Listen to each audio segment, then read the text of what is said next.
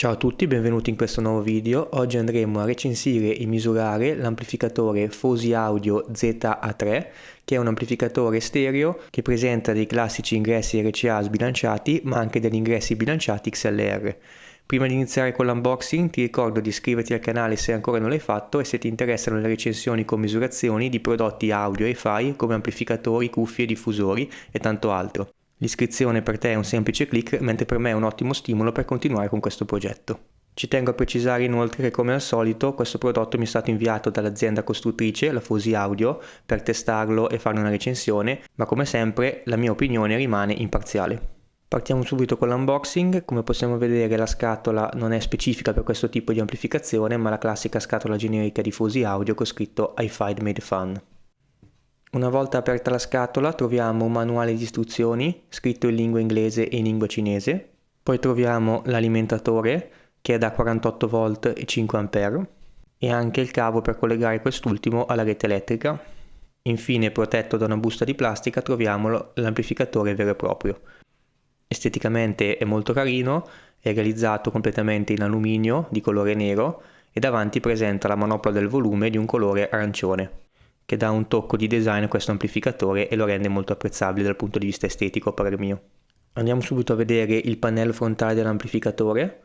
Premendo la manopola arancione possiamo accendere l'amplificatore e, come possiamo vedere, si illumina un piccolo LED arancione che ci indica che l'amplificatore è acceso. Ruotando la manopola possiamo andare ad aumentare o diminuire il volume. Abbiamo poi un interruttore a levetta che ci permette di selezionare l'ingresso XLR o l'ingresso RCA. Dall'altro lato abbiamo poi un altro interruttore a levetta che ci permette di selezionare la modalità di funzionamento di questo amplificatore, se stereo o mono. Nella modalità stereofonica l'amplificatore funziona come un classico amplificatore stereofonico, quindi abbiamo un ingresso del canale destro e del canale sinistro che possono essere XLR o RCA, e avremo poi le uscite per i diffusori, per il diffusore di destra e per il diffusore di sinistra. Utilizzando le modalità mono invece abbiamo che l'ingresso destro e sinistro verranno sommati, quindi possiamo collegarci al destro o al sinistro indifferentemente, e avremo poi un'unica uscita per un unico diffusore. Quindi con una coppia di questi amplificatori utilizzati in modalità mono si può andare ad effettuare una biamplificazione di due diffusori. Tenendo premuto per qualche secondo la manopola andiamo a spegnere l'amplificatore. Come possiamo vedere, il LED si spegne con qualche secondo di ritardo, probabilmente perché va ad esaurire la carica presente nei condensatori di alimentazione. Andiamo ad analizzare ora la parte posteriore con tutte le connessioni di questo Fosi Audio ZA3. In particolare notiamo due ingressi XLR combo jack, ciò significa che sono ingressi in cui possiamo collegarci dei connettori XLR o dei connettori jack bilanciati. Abbiamo poi una coppia stereofonica di ingressi RCA, classici, sbilanciati, un'uscita subwoofer sul connettore RCA, le uscite per i diffusori, canale destro e canale sinistro. Se andiamo ad utilizzare l'amplificatore in mono, il diffusore va collegato al canale di destra. I connettori sono i classici che utilizzano Fosi Audio e IMA, sono quelli molto piccoli che io non amo particolarmente, sono perfetti per collegarci delle banane, un po' meno per collegare il cavo spellato. Abbiamo poi un ingresso di 12 volt trigger in sul connettore mini jack che può essere utilizzato per collegare un altro apparecchio Fosi Audio che gli può dare il comando per l'accensione. Ad esempio si può utilizzare con il DAC Fosi ZD3 che ha anche la stessa forma di questo Fosi Audio Z3. Una volta collegati i due, quando andiamo ad accendere il Fosi ZD3 si accenderà anche l'amplificatore. Ovviamente idem anche per lo spegnimento. Infine troviamo il connettore per l'alimentatore con indicato un voltaggio da 24 a 48 volt. Andiamo ora a vedere le specifiche tecniche che dichiara Fosi Audio per questo Fosi ZA3. Viene utilizzato il chip TPA3255, abbiamo una potenza di uscita di 155 watt per 2 su 4 ohm se utilizzato in stereo e 235 watt su 4 ohm se utilizzato in mono, con un alimentatore da 48 volt 5 A, che è quello che ci interessa a noi visto che è quello che viene consegnato insieme all'amplificatore. Abbiamo poi l'impedenza dei diffusori che possiamo collegarci da 2 a 8 ohm, abbiamo l'input mode, cioè gli ingressi che sono RCA, XLR e il jack TRS, che sono i jack bilanciati sostanzialmente. Abbiamo poi la risposta in frequenza che va da 20 Hz a 20 kHz più o meno 0.1 decibel, andremo poi a verificare nella parte di misurazioni come anche la potenza che ho detto prima. La sina di 89 decibel, il THD minore di 0.006%, andremo poi a verificare anche questo, rapporto segnale rumore maggiore o uguale di 106 decibel e le dimensioni che sono di circa 15 cm e mezzo per 18 cm per circa 5 cm di altezza. Il voltaggio supportato in ingresso dell'alimentatore da 24 a 48 volt e gli alimentatori supportati 48 volt 5 A quello in dotazione e c'è anche quello da 32 volt 5 A che ovviamente erogherà meno potenza. Prima di passare alle misurazioni di questo Fosi Audio ZA3 andiamo a sventrarlo per vedere come è costruito all'interno. Sono andato quindi a svitare tutte le viti del pannello inferiore e del pannello posteriore dell'amplificatore. E una volta dissaldati i cavetti che collegano i connettori dei diffusori, possiamo sfilare la scheda e andare a vedere com'è fatta. I primi due elementi che notiamo sono i due condensatori elettrolitici di alimentazione, che sono da 63 volt 2200 microfarad ciascuno. Questi condensatori vanno a livellare ulteriormente il voltaggio proveniente dall'alimentatore e fungono anche da riserva energetica per l'amplificatore. Troviamo poi le 4 indultanze del filtro d'uscita dell'amplificatore, che sembrano di ottima qualità, e anche i condensatori di filtro. Tra questi abbiamo anche un relè che penso abbia il compito di andare a commutare le uscite quando andiamo a selezionare la modalità stereo oppure la modalità mono. È molto interessante notare come sono generose le piste attorno al chip di amplificazione che vanno poi verso il filtro e verso le uscite degli altoparlanti. Questo permette di avere una resistenza all'uscita più bassa possibile e di conseguenza anche un maggior fattore di smorzamento. Abbiamo poi una serie di amplificatori operazionali montati su zoccolo e quindi facilmente sostituibili con altri di tipo diverso. In particolare qui sono montati degli NE5532P. Ne abbiamo uno che si occupa degli ingressi XLR. Ne abbiamo poi altri due, uno per il canale destro e per il canale sinistro, che penso servano ad amplificare il segnale, fungono quindi da preamplificazione. E ne abbiamo poi altri due dedicati all'uscita subwoofer. Il chip di amplificazione è posizionato dal lato opposto della board, ma si trova all'incirca nella zona indicata in rosso. Andiamo a vedere ora la parte posteriore della board. In corrispondenza del posizionamento del chip di amplificazione, che non possiamo vedere, abbiamo sovrapposto una plate di alluminio che funge da dissipatore e va infatti a trasferire il calore dal chip di amplificazione a tutto il case dell'amplificatore. Infatti quando andiamo a chiudere l'amplificatore e a rimontarlo, questa plate di alluminio, in cui possiamo vedere anche dei residui di pasta termica, va perfettamente a contatto con il fondo del case e va a dissipare il calore prodotto dal chip su tutto il case dell'amplificatore. Dal mio punto di vista l'organizzazione dei componenti e la qualità dei componenti scelti per questo piccolo amplificatore in classe D è veramente ottima. Andiamo ora a vedere le misurazioni che ho effettuato su questo amplificatore e partiamo andando a vedere il grafico di risposta in frequenza al variare dei carichi applicati all'amplificatore in modalità stereo. Come possiamo vedere dal grafico abbiamo tre curve diverse. La curva rossa è la risposta in frequenza con un carico applicato di 2 ohm, la risposta verde è la risposta in frequenza con un carico da 4 ohm e la risposta gialla è la risposta con un carico da 8 ohm. Possiamo subito vedere che per quanto riguarda le frequenze dai 2000 Hz in giù i tre grafici si sovrappongono e l'amplificatore è molto lineare. Abbiamo un'attenuazione di circa meno 0,5 decibel a 20 Hz. Per il resto invece è completamente lineare. Abbiamo una dipendenza dal carico alle altre frequenze, come già sapete è tipica di tutti gli amplificatori in classe D economici, tipica anche di questo TPA3255, e possiamo subito vedere che in questo amplificatore non è implementata la tecnologia post-filter feedback. Tecnologia che è implementata per esempio nella IMA A70, di cui ho già recensito, potete vedere il video sul canale, ma anche nei Fosi V3 mono. Se andiamo a prendere come frequenza di riferimento quella dei 20 kHz, che è il limite teorico udibile per l'orecchio umano, abbiamo che per quanto riguarda la risposta su 8 ohm abbiamo un'enfasi di circa 1 decibel, per la curva da 4 ohm abbiamo un'attenuazione di 0,3 decibel e per quanto riguarda la curva su 2 ohm abbiamo un'attenuazione di ben 3,5 decibel. A parer mio oscillazioni accettabili per quanto riguarda 4 e 8 ohm, non accettabile per quanto riguarda i 2 ohm, dove l'attenuazione inizia ad essere abbastanza importante. Abbiamo poi che la risposta su 8 ohm arriva a un picco di circa 3,5 decibel di enfasi attorno ai 45 kHz, quindi ben oltre il limite udibile dell'orecchio umano. Ho ripetuto poi le medesime misurazioni ma con l'amplificatore impostato nella modalità mono E qui le cose cambiano un po', infatti la curva da 2 ohm migliora molto, abbiamo solo un'attenuazione di circa 1 decibel a 20 kHz, la curva da 4 ohm passa da un'attenuazione di 0.3 decibel a un'enfasi di 0.3 decibel, mentre la curva da 8 ohm rimane all'incirca la medesima con un'enfasi di 1 decibel attorno ai 20 kHz. Il picco della risposta a 8 ohm si sposta a circa 65 kHz e aumenta e arriva circa a 6 decibel. In conclusione, la risposta in frequenza secondo me è buona per quanto riguarda l'utilizzo in mono, buona anche per l'utilizzo in stereo se abbiamo dei diffusori che non scendono sotto i 4 ohm di impedenza alle altre frequenze. Sono andato poi a valutare la differenza tra i due canali con il potenziometro posizionato all'incirca a ore 12, è molto buono, infatti abbiamo una differenza tra i due canali di circa 0,2 decibel, una cosa veramente trascurabile.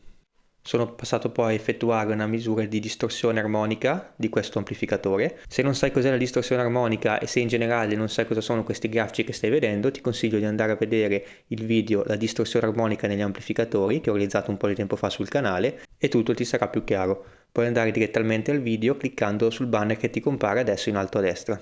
Se sei rimasto significa che sai cos'è la distorsione armonica, quindi sai anche che come al solito ho applicato una sinusoide a 1030 Hz agli ingressi dell'amplificatore, in questo caso agli ingressi RCA, ho regolato il volume in modo da ottenere 5 watt su un carico da 4 ohm e sono andato a valutare tutte le componenti di distorsione prodotte dall'amplificatore. Come possiamo vedere abbiamo un fondo di rumore prodotto dal mio generatore di 110 decibel rispetto alla fondamentale, sotto il quale non possiamo andare ad indagare. Abbiamo una seconda armonica di 96.7 decibel di differenza rispetto alla fondamentale, una terza armonica di 91.2 decibel, una quarta, quinta, sesta e settima armonica che scompaiono sotto il fondo di rumore, abbiamo poi un'ottava armonica a 93.7 decibel. Una volta svolti i calcoli otteniamo una THD dello 0.00208%, che è veramente un ottimo valore di THD. Ho eseguito le medesime misurazioni anche con l'ingresso XLR, come possiamo vedere dal grafico ho sovrapposto la misurazione in azzurro e possiamo anche vedere che il grafico rimane il medesimo, abbiamo infatti gli stessi picchi di distorsione e quindi anche la stessa THD. Ripetendo la medesima misurazione utilizzando però l'amplificatore settato in mono con l'ingresso RCA, le cose cambiano. Come possiamo vedere infatti abbiamo molta più distorsione, il fondo di rumore rimane il medesimo a 110 decibel, abbiamo una seconda armonica che sale a 74.2 decibel rispetto alla fondamentale, una terza armonica a 66.1 decibel, una quarta armonica a 69.5 decibel, una quinta armonica a 77.9 decibel, una sesta armonica a 74.6 e poi un sacco di altre armoniche attorno ai 79.8 decibel. Una volta svolti i calcoli otteniamo una THD dello 0.0304%. La situazione peggiora di molto, infatti abbiamo una THD che è circa 10 volte maggiore rispetto all'utilizzo in modalità stereo. Effettuando la medesima misurazione ma questa volta con l'ingresso XLR possiamo vedere il grafico sovrapposto in azzurro, anche qui abbiamo la medesima situazione, stessi identici picchi di distorsione e di conseguenza anche qua stesso medesimo valore di THD rispetto all'ingresso RCA. Andiamo a posizionare questo FOSI ZA3 nella classifica degli amplificatori per quanto riguarda la distorsione che ho testato finora sul canale. Lo vedete inserito in due caselle, infatti l'ho inserito sia in modalità mono che in modalità stereo, visto che ho ottenuto due risultati completamente diversi. Per quanto riguarda la modalità stereo si posiziona a un ottimo secondo posto dietro alla IMA A70 e prima del FOSI V3 mono, anche se stiamo parlando di valori veramente molto piccoli e molto prossimi, infatti vince rispetto al FOSI V3 mono ma di circa 0,00001%, quindi veramente una cosa irrisoria. In modalità mono invece scende molto di classifica e si posiziona al quart'ultimo posto tra l'SMSL A50 che monta un chip TPA 3116 e tra la IMA ST9 Pro che è un amplificatore con una parte di preamplificazione valvolare che quindi ha molta distorsione pari e quindi è normale che abbia una THD molto più alta. Quindi per quanto riguarda la distorsione, benissimo in modalità stereo, malissimo in modalità mono.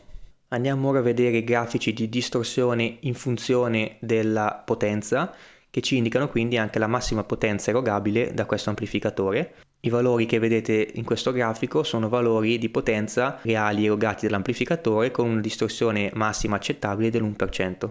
In particolare la curva blu e verde riguardano l'amplificatore utilizzato in modalità stereo e possiamo vedere infatti che su tutte le potenze hanno una distorsione più bassa rispetto alle altre. E in particolare abbiamo che l'amplificatore riesce ad erogare 110 watt su 8 ohm e 168 watt su 4 ohm con entrambi i canali in funzione. Per quanto riguarda invece l'utilizzo in modalità mono abbiamo la curva gialla, la curva rossa e la curva arancione. In particolare la curva arancione indica il funzionamento su 8 ohm e abbiamo 112 watt, praticamente identico alla funzione in modalità stereo.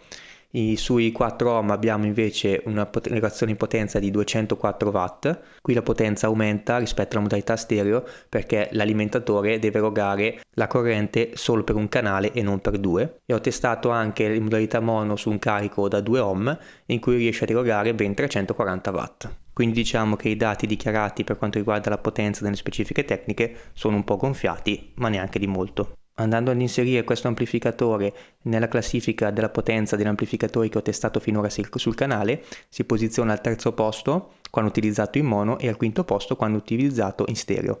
Per quanto riguarda la potenza, a parer mio, dato il prezzo, abbiamo un'ottima erogazione in potenza in grado di gestire la maggior parte dei diffusori in ambiente domestico. Siamo giunti ora alle note d'uso ed ascolto. Per quanto riguarda le note d'uso c'è poco da dire, infatti è un semplice amplificatore con solo due ingressi, bilanciato e sbilanciato, e il controllo del volume. Non abbiamo alcun tipo di DAC che ci permette di fare una conversione analogico-digitale, dobbiamo quindi avere un nostro DAC esterno. Si può utilizzare anche come solo finale di potenza, basta infatti lasciare sempre il volume al massimo e regolare il volume dal nostro preamplificatore. Possiamo anche spegnerlo e accenderlo lasciando sempre il volume al massimo, che lui non emetterà alcun bump dai diffusori. Mi sembra ovvio che vi consiglio di utilizzarlo esclusivamente in modalità stereo e non in modalità mono, visto che le performance in termini di distorsione sono circa 10 volte peggiori in modalità mono. Quindi a parer mio non ha alcun senso andare a acquistare due di questi amplificatori per utilizzarli poi in mono per fare una biamplificazione.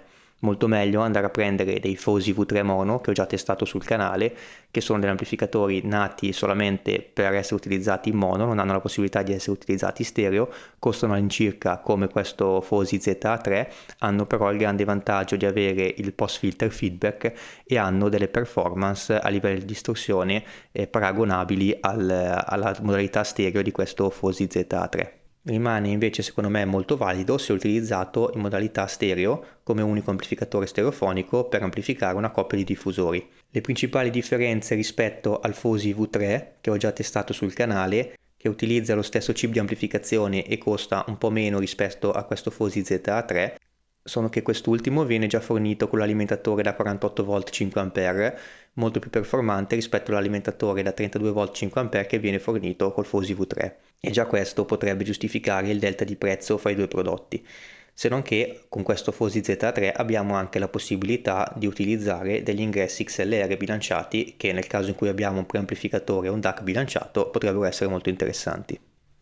Per quanto riguarda il suono, siamo in linea con tutti gli amplificatori TPA3255 senza post filter feedback che ho testato finora, quali AIMA A07, AIMA A07 Pro, lo stesso Fosi V3. Abbiamo un'ottima resa sonora, sia per quanto riguarda le basse frequenze, che sono non profondissime ma abbastanza controllate, le medie frequenze che sono molto piacevoli e le altre frequenze che sono leggermente in evidenza, forse per il fatto che non abbiamo il post filter feedback, quindi in base al diffusore che ci colleghiamo abbiamo degli estremi acuti un po' in evidenza oppure un po' arretrati. Stiamo sempre parlando di differenze microscopiche e di sfumature di suono, e se guardiamo al prezzo di questo amplificatore non possiamo che dire che il suono è veramente ottimo, soprattutto in confronto a quest'ultimo. Siamo giunti ora ai voti finali. Per la potenza ho dato un 9, per le misurazioni un 8,5, per il suono un 8,5, per il design un 8,5, per la versatilità un 7 e per il rapporto qualità-prezzo un 8,5. Il prezzo di questo amplificatore su Amazon è di 160 euro. Come possiamo vedere però in basso è possibile applicare un coupon di 15 euro e quindi scendiamo a circa 145 euro. Il prezzo per il mio è molto buono per la qualità sonora e la potenza che riesce a restituire questo ottimo amplificatore. Visto che spesso i prezzi su Amazon variano giornalmente e che il giorno in cui io sto realizzando il video è diverso dal giorno in cui tu lo stai guardando, ti consiglio di andare in descrizione al video dove trovi il link per andare a vedere il prezzo aggiornato di questo amplificatore su Amazon. Ti ricordo che il link che trovi in descrizione è un link affiliato con Amazon, quindi se deciderai di passare tramite il mio link prima di mettere nel carrello questo prodotto o qualsiasi altro prodotto su Amazon, quando andrai a effettuare l'acquisto, per te il prezzo non cambierà neanche di un centesimo, mentre Amazon mi riconoscerà una piccola percentuale che potrò utilizzare per migliorare il setup del mio canale. Grazie in anticipo se deciderai di supportare questo mio progetto tramite questo modo. Ti ringrazio di essere arrivato fino alla fine del video, ti chiedo di lasciare un mi piace se il video ti è piaciuto e ti ricordo di iscriverti al canale se ancora non l'hai fatto. Grazie e al prossimo video.